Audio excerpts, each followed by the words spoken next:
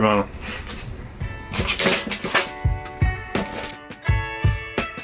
Cześć. Ostatnio trochę ciężko się pracuje nad filmami i ich produkcją. Jeszcze nie weszło mi to w nawyk, ale nad tym pracuję. W ostatnim filmie pokazywałem, jak udało mi się wyciągnąć brodzik i teraz łazienka jest pusta, a to znaczy, że mogę dzisiaj przejść do tego, żeby pokazać, co udało mi się odkryć w łazience i jakie dalsze kroki podjąłem. No, widać, pogoda już pozwala nagrywać na zewnątrz, z czego się bardzo cieszę, bo nieraz już chyba słyszeliście, jak narzekam na to, że cały czas jest śnieg i jest mega zimno. Teraz jest bardzo milusio, fajniusio, można nagrywać sobie z otwartymi drzwiami, a ogólnie widok stąd jest bardzo nawet przyjemny. No nie żeby teraz, ale jak sobie tak wyjdziesz na swoje, że tak powiem, podwórko ze swojego domu, no to całkiem przyjemnie. O co chodzi z tym drewnem i tym brodzikiem? Czyściłem łazienkę, już pokazuję. Wyczyściłem w całości ściany. Łazienka ogólnie wygląda na to, że jest całkiem w dobrym stanie. Są miejsca takie trochę zardzewiałe, no ale niestety tutaj się nie może tego nie być. Trochę tutaj miejsc rdzawych, ale myślę, że to nie jest coś strasznego. Na razie okna jeszcze szyby pozostały, ale prawdopodobnie ta szyba i ta szyba zostaną, a ta będzie usunięta, bo już mamy projekt taki z Zuzią zrobiony w Photoshopie. Później wam pokażemy gdzieś tutaj, jak to wygląda. Założyłem też jedno miejsce, że tutaj ściana jest taka zbyt ruchoma i trzeba będzie coś z tym zrobić. Brodzik w tych miejscach prawdopodobnie jeszcze jest cały, ale jak widać na środku prawie każdej środkowej tej kafelku tego jest jakieś pęknięcie albo ubrudzenie. Najbardziej pęknięte jest to miejsce, czyli o którym mówiłem, że właśnie ono się rusza najbardziej. Wcześniej pod tym była taka drewniana podkładka. Ogólnie nie wydaje się być jakaś ubrudzona, poniszczona. W tym miejscu widać jakieś zacieki, nie wiem, czy ona przepuszczała wodę, ta łazienka tutaj na to drewno, czy nie. Ale na razie wygląda na to, że mam 3 opcje, które mam sprawdzić. 3 dlatego, że na razie więcej nie wymyśliłem. Pierwsza opcja, najbardziej oczywista, to jest naprawienie tego brodzika, który już jest. Zestaw taki do naprawy, składający się z żywicy epoksydowej, z włókna szklanego i z utwardzacza. Kosztuje niecałe 20 zł. Będę mógł to od razu jakby wziąć i naprawić samodzielnie i naprawić absolutnie wszystko. Będę widział, jakby co jest naprawione, a co nie jest naprawione. Druga opcja. Kupić po prostu, powiedzmy, nowy, używany, w dobrym stanie. To była druga opcja. I trzecia opcja to zamówić stworzenie nowego brodzika firmy, która na przykład zajmuje się tworzeniem customowych przedmiotów, na przykład do aut, czyli na przykład tak jak spoilery, i stworzyć to z tworzywa sztucznego. Teraz niedługo będę się zwijał z tego auta, bo w sumie nie mam tutaj nic za bardzo do robienia, gdyż najważniejsze teraz jest tym brodzikiem zrobić wszystko. W Gdańsku jest bardzo ciepło, tak jak powiedziałem, teraz w sumie stoję w kamperze.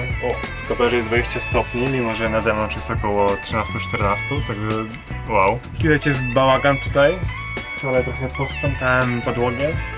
Podejrzewam, że wszystko trzeba będzie przemyć bardzo ładnie, pozbyć się części tych ścian, bo tutaj niektóre ściany podczas rozbiórki pękły mi, więc tak jak widzieliście, te nasze szkice dla łazienki, no to tam części tych ścian już nie ma. No i na razie tyle.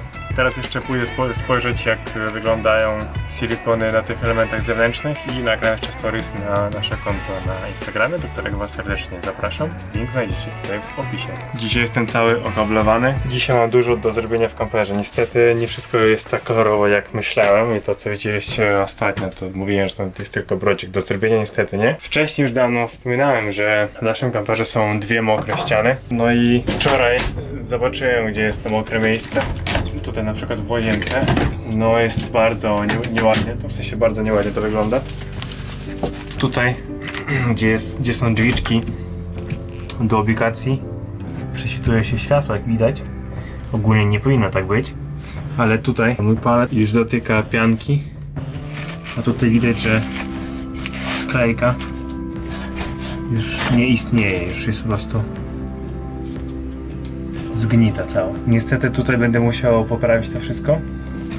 A najpierw pozbędę się tej rury, która jest nie wiadomo dlaczego przywiercona. No i będę dalej walczył z tym, bo niestety bez naprawy tej ściany, naprawa tej ściany, która dzieli łazienkę i szafę, nie ma sensu. Jestem już podpięty do do prądu. Nie będę używał naszego panelu słonecznego, bo to nie ma sensu, bo on nie będzie aż tak dobrze pracował. Dodatkowo nie chcę, kiedy zajmuję się ścianą mokrą, podpinać się do prądu w kamperze, bo nie wiem, jak to będzie wszystko działać. I kabelek idzie tutaj i potem tam wychodzi na zewnątrz. No, na razie wygląda to nie najlepiej, ale no cóż, lepiej zrobić to wszystko teraz, póki jeszcze stoi kamper i stoimy na miejscu. A niestety, kiedy będziemy jeździć, będziemy się martwić, że nam coś przecieka. Biorę się do roboty.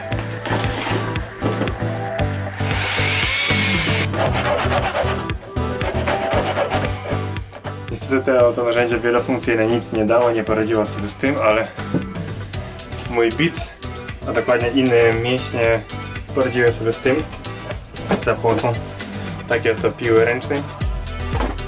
No i udało się odciąć w końcu rurę. Śruba przez całą rurę. Nie wiem, jak to wpływało na to, że tutaj coś się grzało, czy coś się nie grzało. Teraz mamy dostęp już w całości do wszystkiego, no cóż, życia.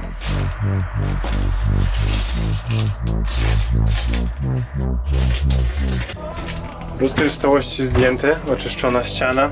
Rura już jest odłączona, teraz tylko trzeba ją wyciągnąć, ale będzie łatwiej, jak usunę tę ściankę. I potem już wszystko będzie można tutaj było robić. Ale niestety tutaj są przewody od gazu i trochę się martwię o to, ale zobaczymy, może to nie będzie nic takiego strasznego i łatwo będzie z nimi pracować. Nie wiem, zobaczymy. Tak naprawdę nie udało mi się niestety zdjąć tej ścianki. W tej chwili po prostu odciąłem kawałek tej ściany, która mi tutaj w tej chwili po prostu przeszkadza, żeby zdjąć te drzwiczki. Ale niestety znowu zaczęło padać, więc muszę poczekać jeszcze chwilę, aż przestanie padać, żeby to do tych drzwiczek udało mi się dobrać. Zaraz zobaczymy, jak to wygląda.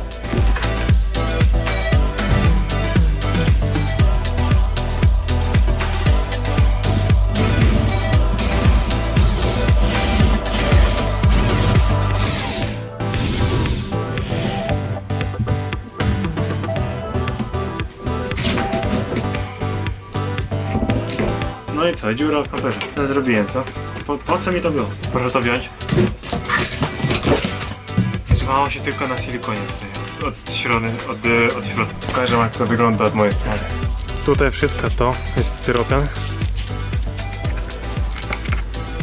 I część tego poszycia już jest poniszczona niestety, więc tu wszystko trzeba będzie powyciągać.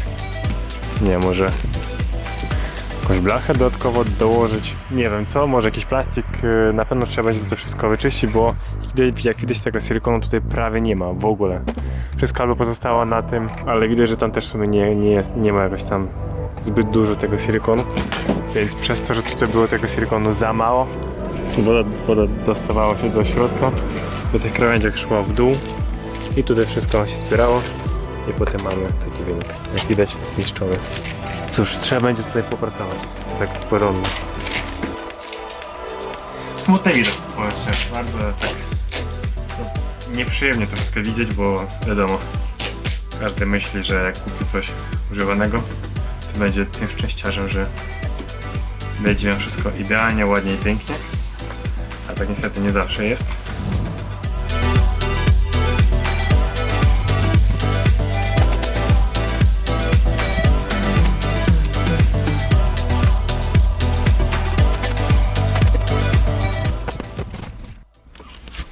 Wygląda bardziej, jakbym tylko zepsuł kamper, a nie go naprawił, bo przyjechał tutaj cały, a teraz jest dziurawy, bez łazienki, ale no cóż, niestety to jest rzecz obowiązkowa, jeżeli chcę naprawić to. No ale jest to chwilowe, postaram się jak najszybciej to oczywiście zrobić, nie będę przeciągał z tym. A jeżeli mi nie uda się, to po prostu oddam wtedy w ręce profesjonalisty, tak jak już mówiłem. Jestem normalnie jak Heisenberg jakiś. To był masce, ale to dlatego, że musiałem trochę powiększyć ten otwór. Tak jak mówiłem, na razie tego nie mogę zdjąć. Podłoga też jest poniszczona. To wyciągnę kawałek, no i widać, że niestety tutaj też wszystko potrzebuje naprawy. No ale cóż, spodziewałem się tego. Coraz więcej podłogi jest zniszczone. Niestety wygląda na to, że jeszcze mniej więcej dotąd że cała woda ciekła tutaj i najwięcej tutaj się zbiera wody. Mam nowe odkrycie. Częściowo jest śmieszne, częściowo jest niefajne. Moje podejrzenia się okazały prawdziwe, przez to, że kamper zazwyczaj jest obciążony i przychyla się właśnie w dół, czyli tyłem w dół, no to ten róg jest mokry. Albo po prostu nie zauważyłem tego, ale tu jest w ogóle normalna dziura. Także no, jest chujowa.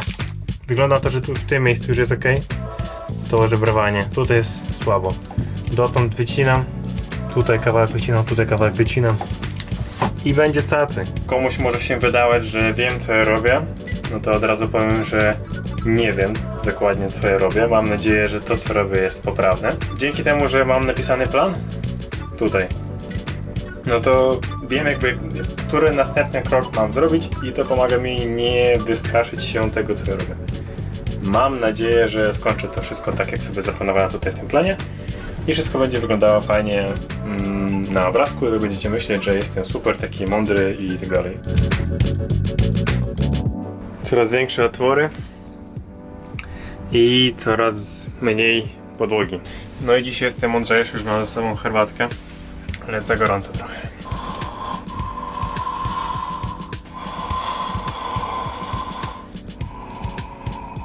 Szczerze mówiąc, tu już mi zamarzły palce na stopach. Mam nadzieję, że zdążę dzisiaj trochę zrobić, zanim zmarznę już tak na amen.